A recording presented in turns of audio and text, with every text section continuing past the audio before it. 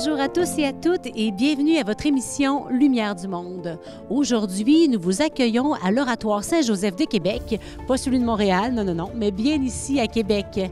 C'est une perle architecturale absolument unique. C'est ouvert à tous les jours, alors il faut à tout prix que vous veniez découvrir ce lieu de toute beauté.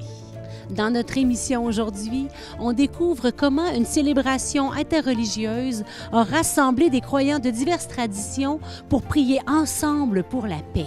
Enfin, on rencontre Silvio Roy, un diacre dont l'engagement dans l'organisme La Vigne transforme des vies. Une émission remplie d'inspiration et de découvertes. Bonne émission!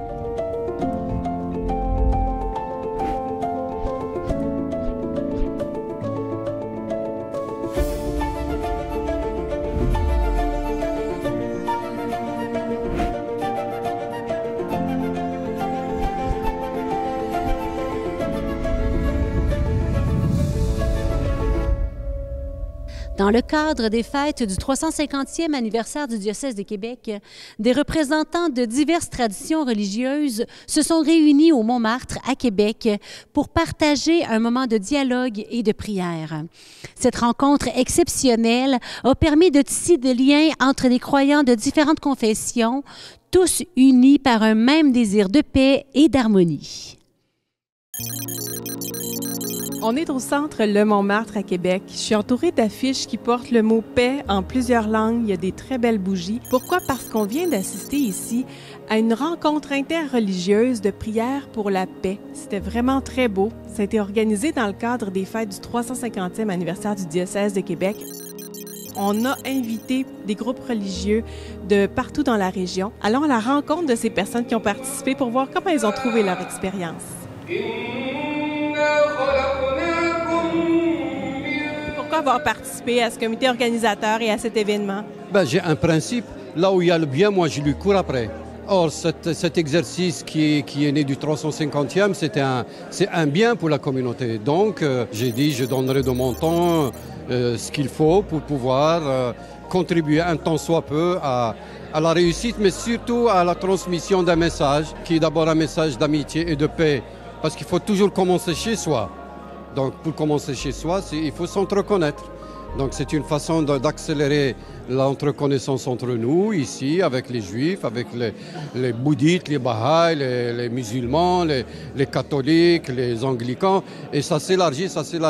Et ça nous rend très, très heureux pour qu'on puisse être des ambassadeurs pour parler de la paix ailleurs. Parce que si on ne la fait pas ici, on ne peut pas être des exemples pour parler de la paix ailleurs.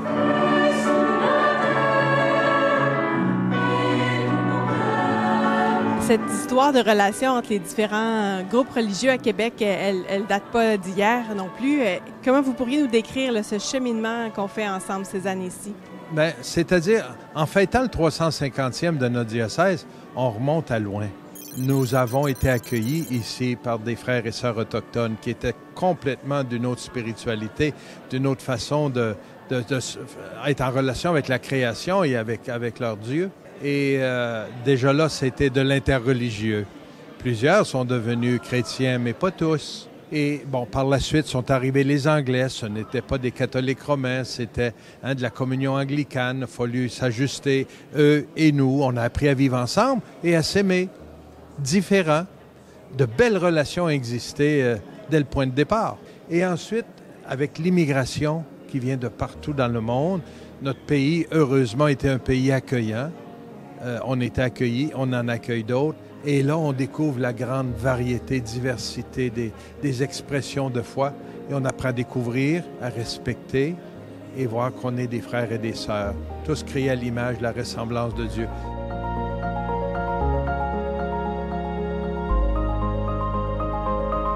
Pourquoi être venu ici aujourd'hui? Bien évidemment, ça fait plusieurs années que j'œuvre dans le Vivre Ensemble et quand Pierre Lefebvre m'a parlé de ce projet-là et j'ai reçu l'invitation, eh bien c'est sûr que j'allais être ici. C'est tellement important de voir ce rassemblement, peu importe la foi, qu'on est humain d'abord et avant tout. Et donc c'est certain que je voulais être ici pour célébrer avec tout le monde. Et comment vous pensez que les groupes religieux peuvent contribuer au Vivre Ensemble concrètement? Je pense que c'est de continuer à montrer cette ouverture et ce dialogue et tout simplement cet amour les uns pour les autres. Donc, de continuer à organiser des événements de même aussi et de ne pas rester isolé, mais plutôt d'ouvrir ses portes et d'aller à la rencontre de l'autre. Je pense que c'est un exemple vraiment, vraiment puissant et important. Pourquoi avoir accepté l'invitation de participer aujourd'hui? Bien, en fait, pour nous, dans la communauté bouddhiste, dans tous les enseignements de Bouddha, ce qu'on vise à faire, c'est développer la paix dans notre propre esprit pour pouvoir avoir la paix dans le monde. Donc, quand on se fait inviter à un événement pour la paix dans le monde, ben c'est facile de dire oui. Oui. Et puis, quel message vous avez souhaité partager aujourd'hui à travers les textes que vous avez choisis? Justement, je pense que ce texte-là, qui s'appelle « Les prières pour la paix dans le monde », nous amène à voir notre propre responsabilité. Pour qu'il y ait la paix à l'extérieur, il faut que nous, on fasse des actions. Et comme je l'ai lu, la meilleure action qu'on peut faire, c'est d'apprendre à chérir les autres, c'est-à-dire à les aimer.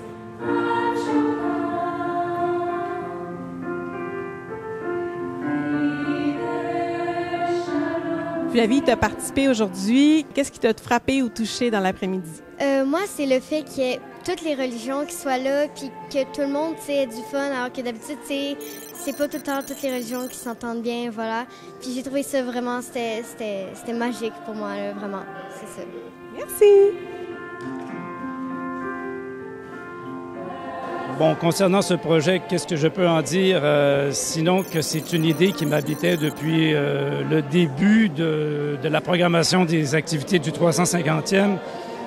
Et mon souhait personnel, c'était que ça se termine par un mouvement d'ouverture et, qui place notre Église dans un mouvement, dans un élan d'amitié, de collaboration avec les autres confessions religieuses et qui donne une certaine impulsion même à nos communautés chrétiennes. Je suis content de la réponse du public, des gens qui ont participé. Je sentais qu'il y avait une chimie entre les gens qui étaient là et les leaders religieux. Parce que je voulais vraiment que les leaders religieux se commettent d'une certaine façon et que les gens soient témoins, mais qu'ils deviennent des acteurs par la suite.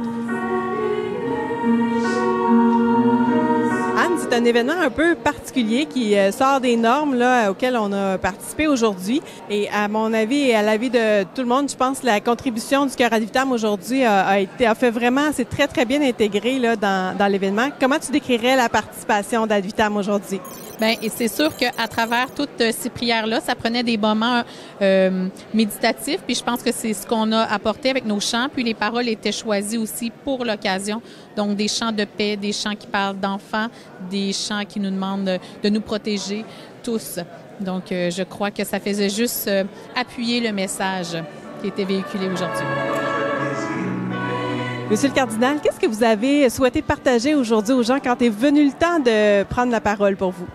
Pour moi, c'est important de me réjouir avec eux du fait qu'on soit ensemble, de toutes les confessions et spiritualités et communautés de foi possibles sur notre territoire et de dire nous sommes tous pour la paix. Et on va prier chacun à notre façon pour la paix. Et on a pu se joindre à la prière des autres et eux à la nôtre. Et moi, je voulais montrer que c'est possible. On est capable d'être très différents, même prier de façon différente, mais se respecter, s'accueillir et partager ensemble. La fraternité qu'il y avait ici aujourd'hui, elle était palpable. Alors moi, je voulais honorer ça et saluer ça et leur dire merci.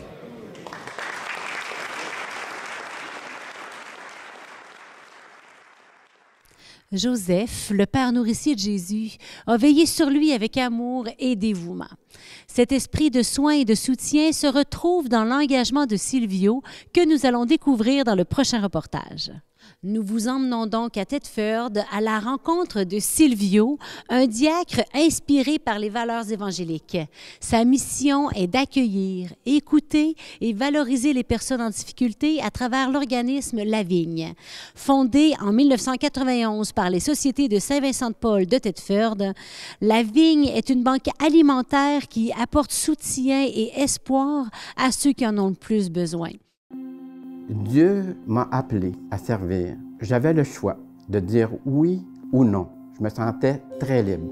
Ça a été un oui dans mon cœur instantané pour moi.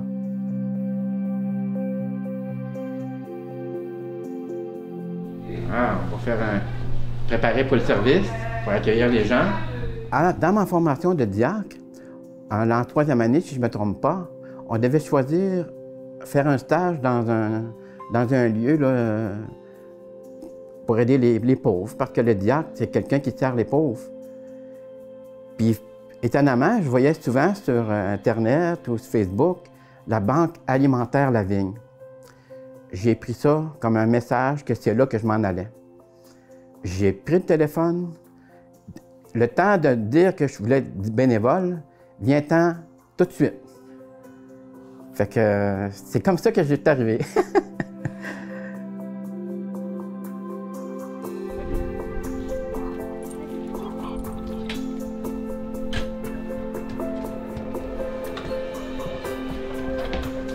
Les gens veulent toujours du pain tranché, mais on n'en a pas souvent. Si on pouvait les multiplier, les pains, on en donnerait à tous les coups.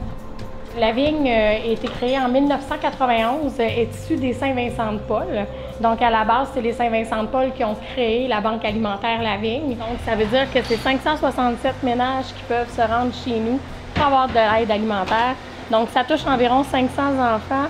On parle de 800 quelques adultes. Fait qu'on sert en moyenne entre 200 et 250 familles par semaine. La directrice me fait signe que cette semaine, on a 253 familles à nourrir, puis que là, il n'y a pas de pain. Ce qui est arrivé, c'est que dans mes connaissances des gens, quand j'ai fait ma tournée pour le toit, l'abri, il y a une personne qui m'a dit, si jamais il y a de quoi, un problème, tu m'appelles. Fait que je l'ai appelé. Puis j'ai dit ça, j'ai dit, cette semaine, on ne peut pas acheter de pain. Ça prendrait de l'aide. Instantanément, il a payé tous les pains pour les familles dans toute la semaine. Multiplication des pains en 2024, c'est ça.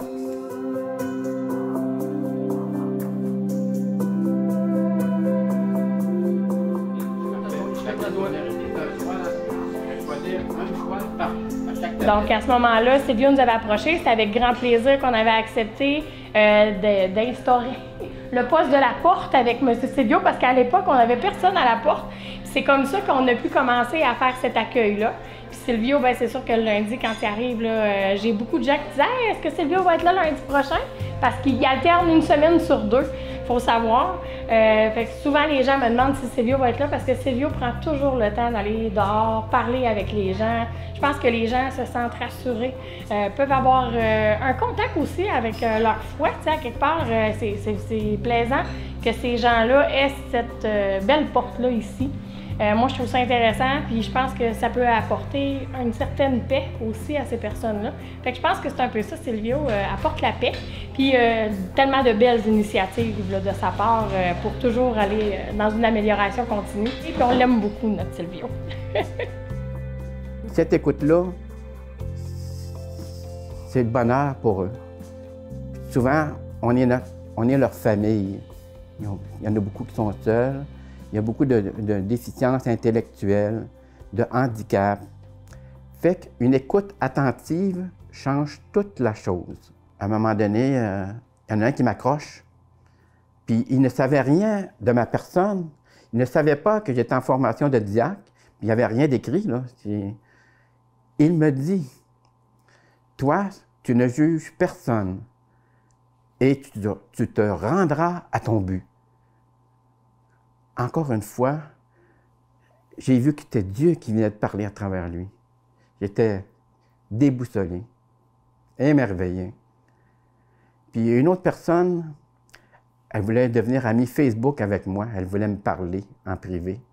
Fait que j'ai accepté, bien sûr. Puis à un moment donné, à mon travail, en pleine nuit, je reçois un texto d'elle. « Fatigue de vivre moi. SOS. » Aïe, aïe. Fait que là, j'ai parlé à mon patron, j'étais au travail, j'ai dit, moi, je dois faire un téléphone. J'ai appelé immédiatement le 911. J'ai tout conté mon histoire et ça en est sorti. J'étais là, j'ai agi au bon moment, puis elle avait une confiance en moi. Et c'est contente de continuer ce qu'elle fait, puis de traverser des épreuves avec Dieu.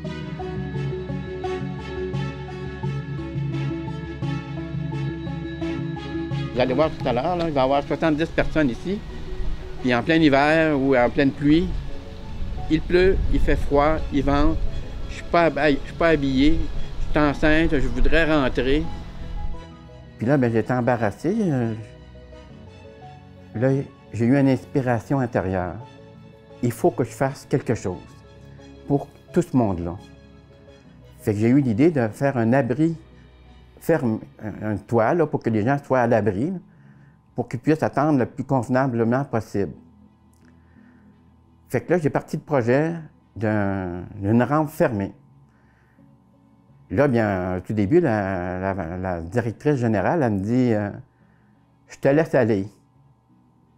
Fait que là, j'ai commencé à me promener partout dans les entreprises à Tête-Fermeraide et la région.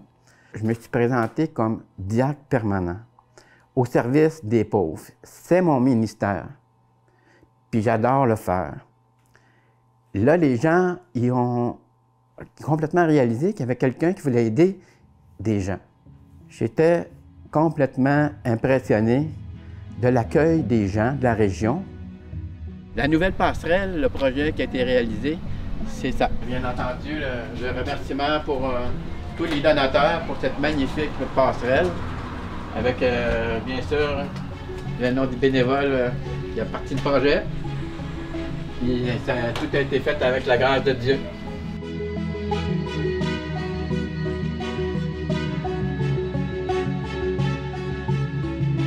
Ce bonheur-là, je le conçois en servant Jésus.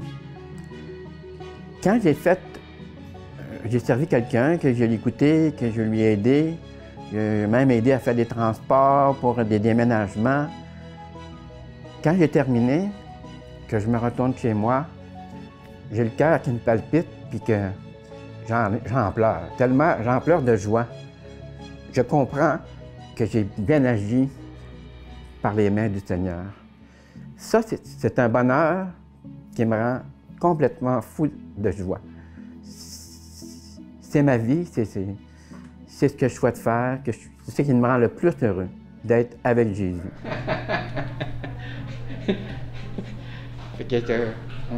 Avec le temps, quand on se fait connaître, les gens apprennent à nous aimer, puis la confiance envers les autres. C'est qui crée un lien, puis qui amène beaucoup d'amour. Ouais. En fait, il y a plusieurs belles histoires quand même à travers ça, des gens qui vivent des situations peut-être un peu plus critiques pour une période de temps qui est plus courte, exemple une perte d'emploi, le temps que le chômage arrive, puis par la suite, on a des nouveaux arrivants qu'on a accueillis. À un moment donné, c'est ma dernière fois que je viens ici, j'ai trouvé un emploi, maintenant je vais être correct. On vit plein de belles situations comme ça, où est-ce que les gens, des fois, ils arrivent ici, ils ont quasiment la tête creusée, ils sont mal à l'aise de venir chercher de l'aide. Puis par la suite, ils repartent là, puis super fiers parce que leur situation s'est améliorée. Puis ils finissent par quitter le service, donc ils sont heureux.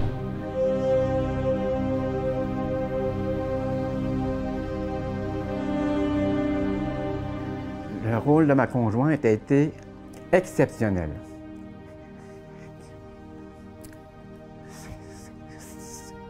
Sans elle, il n'y aurait pas de réussite. En tant que couple diaconal, on est témoin du Christ. L'image qu'on projette, on est témoin. Mais aussi individuellement, moi aussi, je suis impliquée dans la paroisse, dans la communauté, l'Église. J'ai des petits rôles dans les liturgies. Fait que c'est ça, c'est mon petit rôle c'est un gros rôle, un grand rôle. Puis le grand rôle aussi auprès de mon mari. Je le soutiens, je l'accompagne. Il me soutient aussi dans sa façon de... Chacun a ses qualités, ses charismes. Puis en tant que couple, on se complète. Puis aussi, la mission que j'ai aussi, je l'aperçois aussi que je le partage avec les autres. temps, tu sais, je le permets, qu'il soit disponible.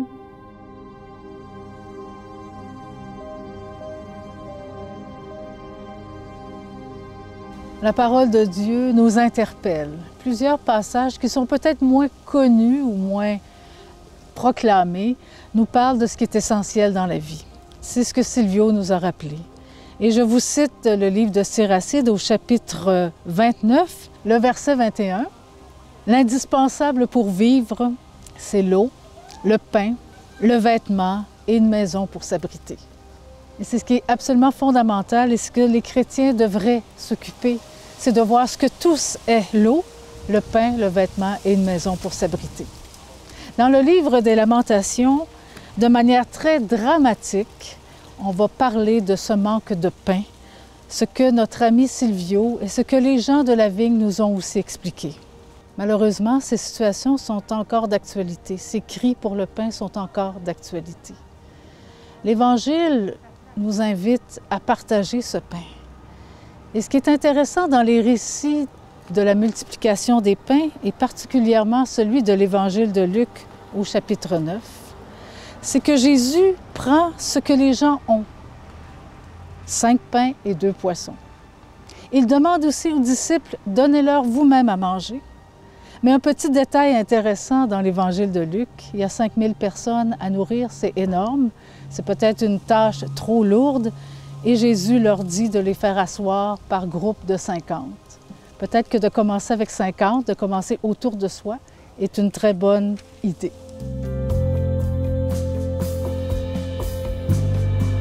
S'il arrive des gens, là, des femmes avec leurs enfants, ils ne peuvent pas les faire garder pendant qu'ils viennent ici, là, fait qu'ils les apportent. Des fois, il y a 3 enfants avec la mère, le carrosse, puis tout rentre, puis le chariot. Puis là, bien, on les offre à volonté à ces gens-là. Tout ce qu'il y a, les céréales Pablum, puis des médicaments, puis des couches pour leurs enfants. On peut dire que la solidarité est un bel exemple à donner pour que ça se développe. Ici, là, ben, c'est comme moi, là, mon but, c'est de semer des grains, puis de voir grandir la récolte. Puis je dirais que c'est Dieu qui récolte tout ça.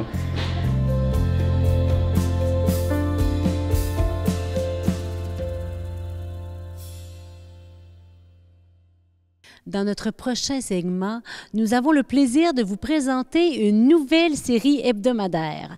Valérie Robert-Gillon, notre directrice des communications, viendra chaque semaine pour nous parler des belles initiatives et des moments inspirants qui se déroulent dans les paroisses du diocèse. Voici Éclat de grâce, une capsule qui met en lumière ces petites actions pleines d'espoir qui illuminent la vie de nos communautés. Fait que là, je vais jaser un peu avec toi. Tu peux répondre, ça va m'aider à être dedans, là. Elle est vraiment trop belle, la fenêtre. Ça fait limitage, ces concepts. Je suis trop contente du titre. Merci d'avoir trouvé ça. Dis-moi que c'est pas ChatGPT qui a trouvé mon titre de chronique.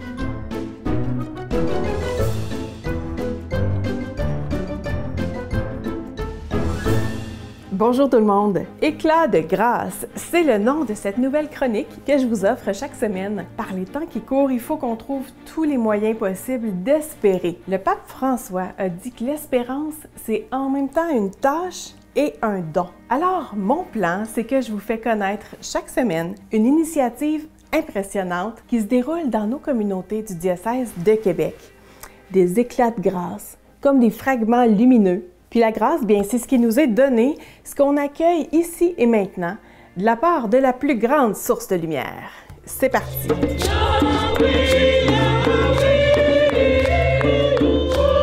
Alors, je suis encore passablement émue par une fête interculturelle à laquelle j'ai participé en janvier à Québec. C'était pas une fête organisée par la ville ni par le quartier, où il y avait du gâteau, des clowns pour les enfants, mais le cœur de l'activité, c'était une grande messe, donc avec un niveau de communion, d'amitié assez profonde.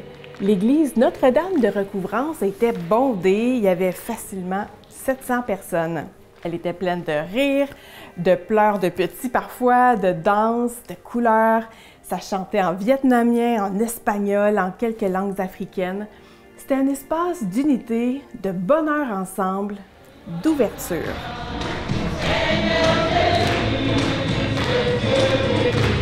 La communauté catholique est une grande famille au niveau international et ça paraît quand on se retrouve ici à Québec. Nos paroisses sont déjà en lien avec de nombreux organismes communautaires dans la région pour favoriser l'accueil des nouveaux arrivants, des nouvelles arrivantes. Je me permets de souhaiter que de plus en plus, les différentes parties prenantes, y compris les paliers de gouvernement, considèrent l'Église comme une partenaire, une force pour l'intégration et pour le vivre ensemble. Près d'un Canadien sur 4 est immigrant.